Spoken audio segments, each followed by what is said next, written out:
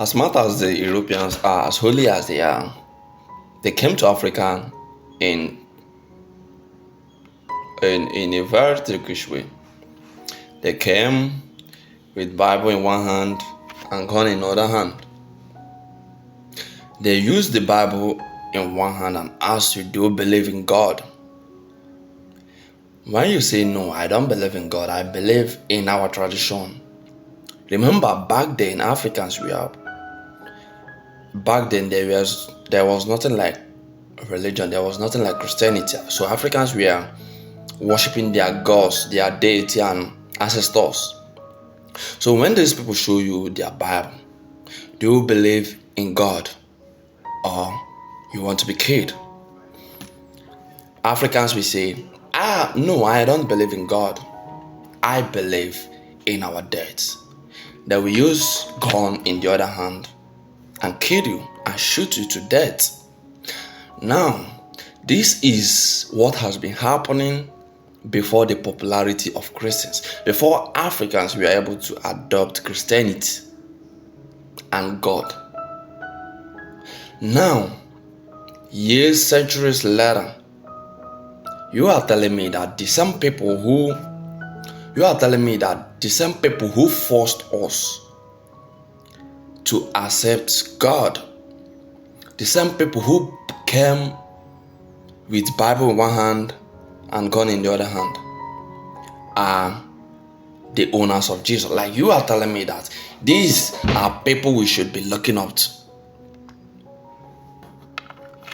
Or you are telling me that their God is the best. That's how Africans were deceived. We were deceived. Africans were actually deceived.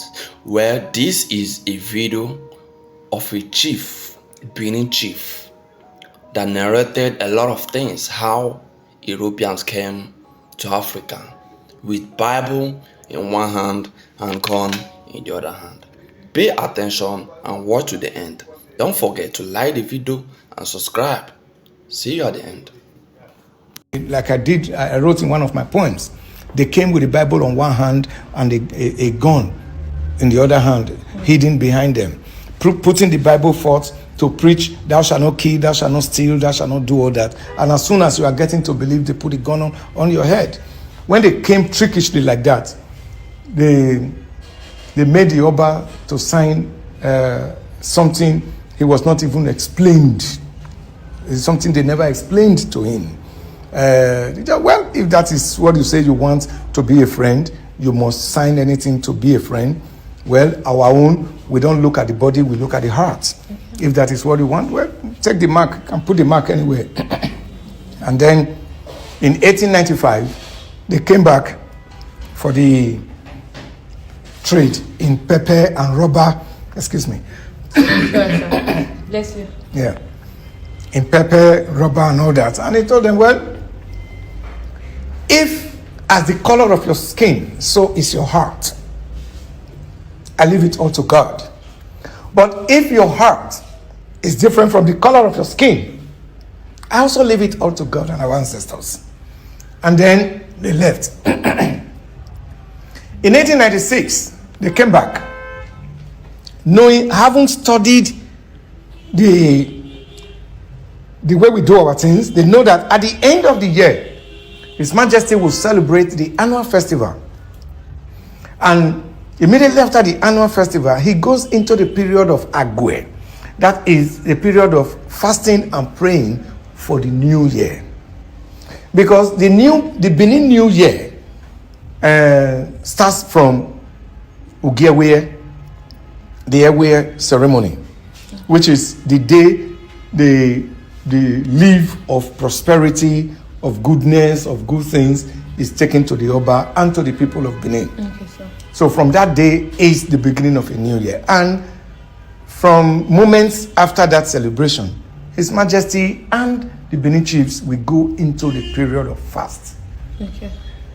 And that period, it is only wise for the Benin man, knowing that when somebody is fasting, is bound to go down a little, to shrink, because of no water, yes. nothing. Yes. And then, and as a people, we don't really want anybody to see our Oba like that. So that period is not to be seen by anybody, any stranger. Okay. So when they came in, they insisted they must see His Majesty. And the people said, no, not this time. You have about 2 weeks. Just, tarry a while. After 2 weeks, you come. But they insisted they must enter Benin. And that was what sparked off the war at about January. Then the 2 that were left to go, we could have killed all 7 of them. But the Beninese believe no war completely annihilates a people. There must be somebody to tell the story. They let the 2 people to go, and only for them to reinforce, and they came back. Well, our own people also betrayed us. Benin people. The Benin people betrayed the Benin,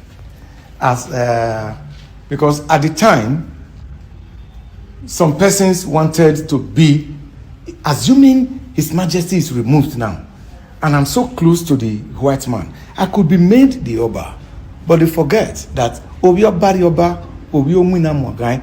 it is only the prince, the crown prince, that can become the Oba of Benin. Not how strong, how powerful, or whatever you are. The son of the wood carver inherits his wood carving tools from his father. Yes. So the son of the bronze caster inherits the tools from his father. And so only the crown prince of Benin Kingdom can become the Oba. Yeah, okay.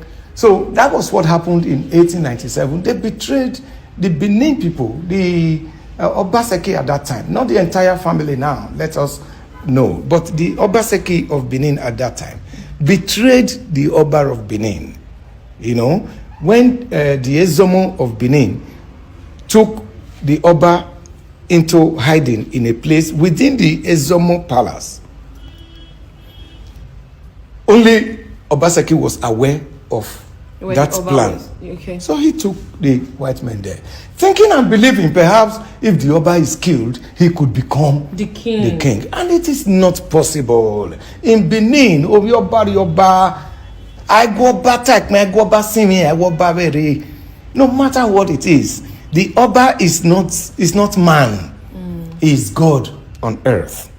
It's our belief, whether people want to take it like that or not. Yes. That is our strength. Oba Ujedu, Oba Unwagbon, Oba Adisagbon, Seya, Oba Dolagbonji.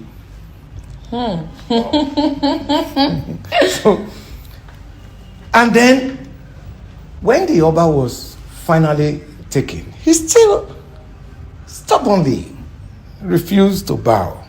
And he said, okay, the only way they can have success in Benin, as they already have in other places, in Cocoa, in Shekiri land, in Calabar. They were already in charge of Calabar. That's why the Calabar was already a protectorate.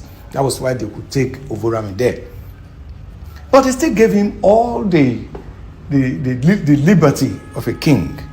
That he went with wives, with chiefs, and a few of the children. And when he got there, Ovorame was not in captivity for up to 3 years. But when they now asked him to come back, when they asked Ovorame to come back, the Williams family, the Effiong family of Calabar, they can tell you this part of the history. Because it was their great-grandfather, Offiong, I think, either Offiong or Effiong, that gave a whole place to His Majesty. He built a palace. The palace of Oba Ovorame is in Calabar. It's a tourist, a place of tourism. You can visit there. Anybody can visit. It's there. The very bedroom and everything. I have been opportuned to be there. So when he got there, he said, okay, you can go back to your people. He said, no. He was not returning because he was betrayed by his closest ally, his closest friend.